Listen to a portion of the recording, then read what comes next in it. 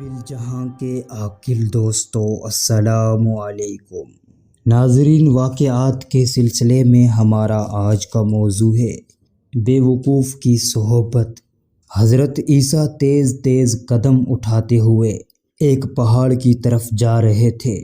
ایک آدمی نے بلند آواز سے پکار کر کہا، اے خدا کے رسول، آپ اس وقت کہاں تشریف لے جا رہے ہیں؟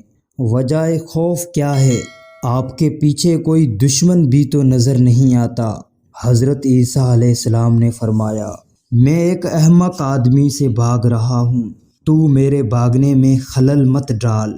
اس آدمی نے کہا، یا حضرت، آپ کیا وہ مسیحا نہیں ہیں جن کی برکت سے اندھا اور بہرا شفا یاب ہو جاتا ہے؟ آپ نے فرمایا، ہاں۔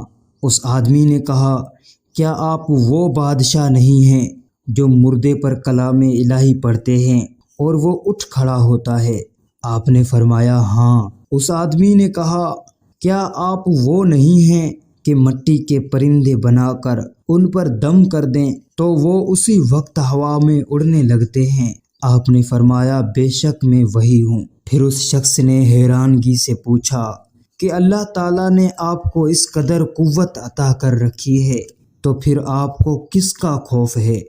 حضرت عیسیٰ نے فرمایا، اس رب العزت کی قسم کہ جس کے اسم اعظم کو میں نے اندھوں اور بہروں پر پڑھا تو وہ شفایاب ہو گئے، پہاڑوں پر پڑھا تو وہ ہٹ گئے، مردوں پر پڑھا وہ جی اٹھے، لیکن وہی اسم اعظم میں نے احمق پر لاکھوں بار پڑھا لیکن اس پر کچھ اثر نہ ہوا۔